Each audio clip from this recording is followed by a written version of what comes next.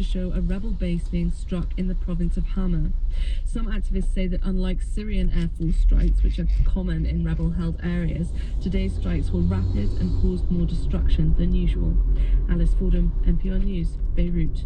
The U.S. accuses Syrian leader Bashar al-Assad of giving rise to the current crisis among government troops, rebels, and ISIS militants by ordering a violent crackdown on political dissent several years ago. In Washington, White House spokesman Josh Earnest says Russia's new military campaign on Syrian soil will not solve anything. Russia will not succeed in imposing a military solution on Syria any more than the United States was successful in imposing a military solution on Iraq a decade ago. The administration's concerns were echoed at the United Nations today, where Secretary of State John Kerry argued that Assad cannot be part of the solution while he is in power. A measure to temporarily fund the government and avert a shutdown will soon be taken up in the U.S. House. The Senate is already in favor of it. It overwhelmingly voted for the measure earlier today. NPR Susan Davis is monitoring developments on Capitol Hill. Congress will act once again to keep the government running with a short-term funding bill. This time, the stopgap measure keeps the government funded until December 11th. Republican leaders are now in talks with President Obama to reach a 2-year budget deal before that deadline. If they're successful, the threat of a government shutdown would be off the table until 2017. NPR Susan Davis reporting. The State Department has released an additional 6,000 pages of Hillary Clinton's emails from her time as Secretary of State as she campaigns for the Democratic Party's 2016 presidential nomination. Clinton is under heavy scrutiny for using a private email server, which her critics argue may have helped her circumvent transparency rules. Clinton had ordered the deletion of all private emails on her server before she provided records to the State Department last year. The candidate maintains she did nothing wrong and has nothing to hide. At last check on Wall Street, the Dow was up 1% at 16,216. This is NPR News. The World Health Organization is publishing new guidelines on the treatment of HIV/AIDS that it says could help avert more than 21 million deaths by the year 2030. Lisa Schlein, who's in Geneva, reports WHO is recommending anyone infected with HIV begin antiretroviral therapy as soon after diagnosis as possible. Clinical trials confirm early use of antiretroviral therapy has many benefits. WHO expert Meg Doherty says early treatment keeps people with HIV living longer, healthier lives while reducing the risk of transmitting the virus to partners. We also believe that by starting more people earlier on therapy, we will have an opportunity to end AIDS by 2030. WHO also recommends preventive antiretroviral treatment should be offered to people at substantial risk of HIV, such as men who have sex with men or injecting drug users. The agency hopes to get 37 million people on treatment by 2020. For NPR News, I'm Lisa Schlein in Geneva. A hurricane is bearing down on the Bahamas and other islands where residents have been preparing for a storm that currently has sustained winds near 80 miles per hour. The storm, named Joaquin, is expected to strengthen over the next day or two. Meanwhile, in the Pacific, Marty is moving away from Mexico's coast. It has weakened to a tropical depression. All major market indices are up more than 1%, Dow gaining 168 points. I'm Lakshmi Singh, NPR News in Washington. Support for NPR comes from NPR stations. Other contributors include DreamWorks Pictures, presenting Bridge of Spies, directed by Steven Spielberg. Tom Hanks stars as an ordinary man enlisted by the CIA to negotiate a high-stakes prisoner exchange during the height of the Cold War. In theaters everywhere, October 16th. Columbia University's football team hasn't won a game in over 2 years. Their new head coach, Al Bagnoli, was hired to turn things around. In order to improve, little things have to be solved. And it's never just one huge thing, it's a combination of little things. I'm Ilya Meritz, host of The Season, WNYC's new podcast about winning, losing, and what it takes to change the score, told in real time. Listen at wnyc.org/The Season. This is Fresh Air. I'm Terry Gross. Russian warplanes began airstrikes in Syria today, supporting the regime of Bashar al-Assad in his battle with opposition forces and the militant Islamic group ISIS. American policymakers are increasingly concerned over the civil war raging in Syria. The the expanding Russian presence, and the resilience of ISIS, which controls significant areas of Iraq and Syria, despite more than a year of air attacks from the U.S. and other countries. Our guest, Washington Post reporter Joby Warrick, has spent years covering conflicts in the Middle East and has a new book about the origins of ISIS called Black Flags. The book explains that ISIS is partly the result of unintended consequences of U.S. actions. Warrick is a Pulitzer Prize winner. He was last on Fresh Air to talk about his book, The Triple Agent. He spoke with Fresh Air contributor Dave Davies. Well, Joby Warrick, welcome back to Fresh Air. You know, a lot of this book about ISIS is about a guy who was actually dead before most of us had ever heard of ISIS. That's Abu Musab al-Zarqawi. He was the leader of the al-Qaeda-related organization in Iraq during the American occupation. It's interesting you focus so much on him. Would we not have ISIS if not for Zarqawi's work? Absolutely, I think that's the case. You can look at all the individuals that we know about today, the leaders of ISIS, the individuals that helped make ISIS happen, but this is the one transformational figure, a true original, someone who had his own unique history and brought a charisma, a level of malevolence, and just a spirit into this jihadist cell that developed first in Jordan and then spread into Iraq and Syria. And this is really the indispensable character that makes ISIS what it is today. You tell an interesting story about when Zarqawi was imprisoned in Jordan. I mean, this was long before the American invasion, I guess the late 90s. He'd been arrested with a bunch of other jihadists and an imam in a plot. And you spoke to a physician who regularly visited Zarqawi and his mates. What did he observe about Zarqawi's leadership? If I can set the scene a little bit, this is a terrible dungeon-like prison in Jordan. Jordan has a reputation, or it did in the 70s and later, as having awful places where men were warehoused because they were political prisoners, they were arrested for whatever reasons. But within this awful place, this character, Zarqawi, arises as a leader, as someone who has these radical ideas and has a devoted cell of people around him. They were so dangerous, they were so, their ideology was so contagious that the Jordanian authorities decided to warehouse them together in this place that had been abandoned for years. It was out in the middle of the desert. It was somewhere where they were essentially going to be forgotten. And it was out of this place that this movement arose.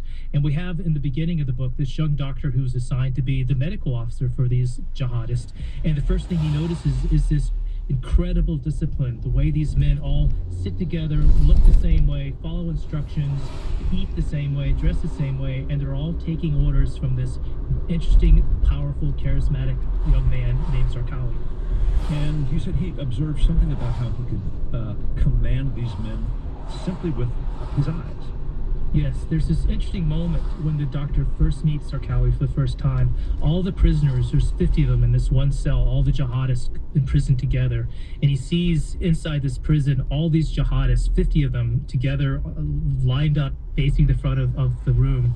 And they have their eyes fixed on this one figure, which is Zarqawi, the one who is essentially the leader, the one who's the enforcer, makes them all behave a certain way.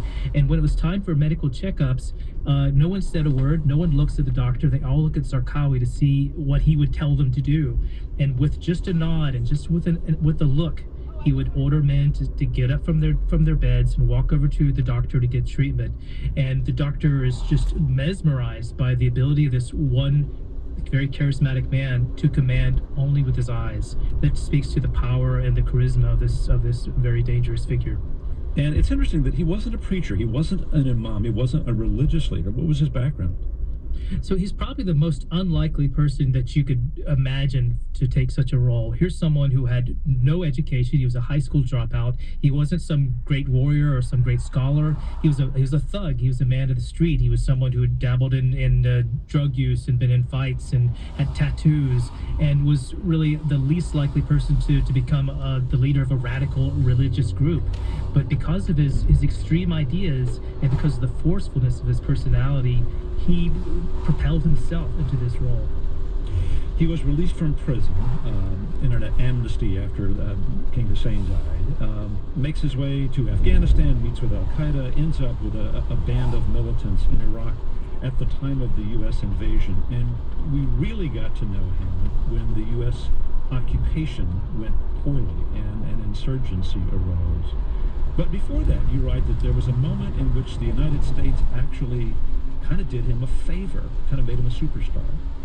Exactly. This is someone that no one had really heard of before. Zarqawi was a third-rate terrorist wannabe living in obscurity in some corner of Iraq, between Iraq and Iran, and until the Bush administration came up with an idea that Zarqawi was a connection between Al-Qaeda, between the 9/11 attacks, and Saddam Hussein. No one had heard of him, but this is exactly the claim that Colin Powell makes in a speech before the United Nations in 2003 when he's trying to make the case for invasion. They actually put Zarqawi's picture on the big screen and say, here's a guy that's in Iraq. We think he has connections with the Saddam government. We know he's been in Afghanistan, in touch with bin Laden. So here's this nexus. Here's what, this worst case scenario of a combination of these two worlds. So they used Zarqawi to make the case for invasion. It backfired because what it did was made Zarqawi famous. Overnight, he's one of the most famous terrorists in the world. He's receiving money, he's getting recruits, and it essentially creates the perfect platform for him to then move into Iraq and really take jihad seriously.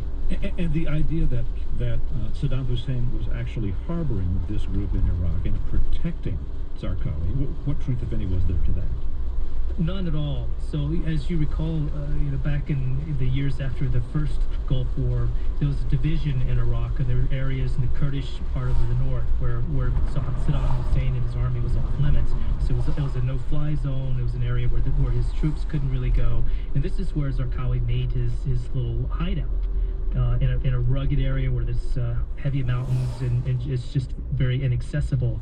And Zarqawi, just like most of these jihadists, hated Saddam Hussein, hated his government, were persecuted by him when the opportunity came, and they were sworn enemies. And to make the case that he was somehow a connection between Saddam Hussein and Al-Qaeda was just an absurd claim on his face. And in fact, our own intelligence experts at the time knew there was no truth to that connection, and yet we made it anyway. So after the U.S. invasion and occupation goes badly, I mean, there were clearly mistakes made. The Iraqi army was disbanded, the Ba'ath Party was outlawed, and resistance to the occupation arose. There were a lot of people that could have been effective in fighting the United States. What distinguished Zarqawi and his followers? Here's where Zarqawi's real genius emerged, because absolutely there would have been resistance to an American occupation that was going to happen anyway. There were members of the Saddam's Ba'athist Party who were on the streets, who weren't getting paid anymore. They were very unhappy. They were looking for ways to make things difficult for the Americans. But Zarqawi had a vision, and his vision was that he could create chaos in this country that was essentially lawless. It was between occupation and just a collapse. And he very skillfully manipulated that vacuum by making terrible things happen, by making these, by going on the attack against Shia Muslims and trying to incite violence between Sunnis and Shia, by attacking United Nations outposts and trying to drive out NGOs and isolating the Americans so they had this problem all to themselves. So essentially put us in a corner, sent the rest of the world really running from Iraq, and then ignited a civil war around us. And that's really what brought Iraq to this horrible state we saw by the middle of the 2000s. And there was a level of brutality that we hadn't seen before. Exactly. So the things that Zarqawi brought to jihad that we really hadn't witnessed before. We'd seen terrible acts of violence. We'd seen the 9/11 attacks. We'd seen, embassies blown up and this sort of thing. But Zarqawi discovered the power of one, the internet, and also the power of this very intimate cruelty, a brutality that really we hadn't seen except for maybe a handful of instances before.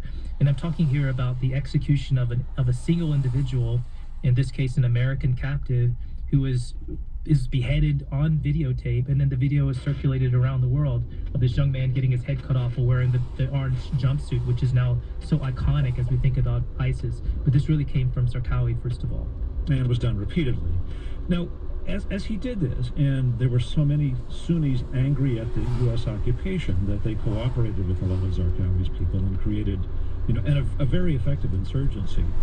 But the tactics themselves, in particular the car bombings which killed other Muslims, Shia. I mean, Zarqawi seemed to hate Shia as much as almost the Americans. How did Al-Qaeda react to that? An interesting split emerges, and we still see that split today, but it started back in Zarqawi's time. Al-Qaeda was interested in and had a long-range vision of creating a caliphate someday in the future. They were going to topple Arab governments and try to build this state. But Zarqawi thought by maximizing chaos, by making things as violent as possible, he used the word repulsive. I want to be repulsive. He writes this to bin Laden in one letter. And so he went on the attack against Shia in their homes, in their mosques, in their marketplace, and created such carnage that there was really no stopping this backlash that arose with Shia then fighting in the Sunni, and battles in the street, and corpses showing up in alleys and canals, and just turning all of Iraq into a bloodbath, pushing it to the brink of civil war. And this was exactly his plan, and he was remarkably effective in pulling it off. And as Zarqawi's brutality began to get a lot of attention, I believe you tell us that Al-Qaeda leaders called him on it. They said that he's actually beginning to damage the Al-Qaeda brand. Yes, and this is quite revealing when you look at the correspondence between Zarqawi and the Al-Qaeda leaders of this period. They were ready to embrace Zarqawi to the extent that he was successful. He was killing Americans. He was creating, serious problems for the West in Iraq. But then he began to do these things which they saw as extreme and alienating the Muslims they wanted to appeal to, such as blowing up mosques and bazaars and that kind of thing. And so they scolded him. They sent him letters saying, look, this is hurtful to us. You have to calm down. You have to stop cutting people's heads off. You have to stop blowing up schools. And Zarqawi essentially ignored them and told them to mind their own business. I'm doing what I want to do. You're not my boss, and this is my way of doing things. And he persisted at it. We're listening to the interview Fresh Air contributor Dave Davies recorded with Washington Post reporter Joby Warrick, author of the new book Black Flags: The Rise of ISIS. We'll hear more after a break. This is Fresh Air. WNYC supports the arts. Join us in supporting local organizations, including Materials for the Arts, a group that provides free materials to nonprofits and public schools across New York City, and the International Brazilian Opera, a nonprofit organization that creates innovative opera by combining ideas from both Brazilian and international musicians. For more details about the Support the Arts program, visit wnyc.org/star. This is Fresh Air. Let's get back to the interview Fresh Air contributor Dave Davies recorded with Washington Post reporter Joby Warrick, author of the new book Black Flags. It's about the rise of ISIS and the role of Abu Musab al-Zarqawi, the founder of Al-Qaeda in Iraq, which developed into ISIS. He was killed by a U.S. airstrike in 2006. The American forces clearly realized what a threat Zarqawi was and what a unique leader he was. And as you describe it in the book, put an awful lot of effort into tracking him down and killing him. There's one incredible moment where they've got a drone in position, and what happens? So there's this moment in 2005 when they have really good intelligence on where Zarqawi is going to be at a certain time. So the drones are in place, the special forces officers are in place, and indeed they happen to see this vehicle which they are almost sure is either Zarqawi or one of his top commanders. And so a chase ensues in which the drones are following by air. They've got a roadblock set up with Iraqi and American troops, and at the last moment the drone camera resets itself since it goes dark. And so the chase then goes on, essentially blind, with Zarqawi careening off the highway, going into a palm grove, getting out of the car and running away, and they completely missed him. They did manage to recover a bunch of his belongings, including a laptop computer which had all these sensitive records, and even medical records for Zarqawi, operational plans and details. So it was quite a coup in terms of intelligence, but Zarqawi once again was able to get away. And the camera went dark because the computer on board had to install updates? Exactly. So there's this automated reset function of these drone cameras, and just as the chase was at its height, just as Zarqawi was running away from his pursuers, it chose that exact moment to go dark, and to the great and unending frustration of all these Americans who were watching on video screens and literally screaming at the screen saying, my God, we're so close to him and we almost got him, and yet he sneaks away. It's interesting that Among the things that the Americans did as they were trying to get Zarqawi was to try and reduce his influence. They found rough cuts of a propaganda video that Zarqawi's people were shooting of him, and they kind of made a blooper reel. What was this? Zarqawi became very conscious of his public image as the Iraq conflict went along, and to the extent that he is the star in some of these beheading videos. He does the beheading himself and doesn't ask others to do it. But as time went on, he became a little bit overly obsessed with his own personality and his own personality cult. And so you see these videos being produced showing him as an action figure with a machine gun, around his neck and firing shots and just looking like a tough guy. And at one point, it's just a real PR coup. The Americans discovered the unedited version of some of these tapes, and some of them were quite embarrassing, with him misfiring the weapon or not knowing how to handle it properly. He gives it to one of his aides who burns himself with it and screams. And so the Americans deliberately aired some of those outtakes just to embarrass him, and they also incidentally dropped the reward offer for his capture, just to kind of insult him and to make him think, oh, you're not so important, we're just gonna we're gonna lower the amount of money that we're asking for your capture. And it was just an insult to the man. Did they know if it had any impact?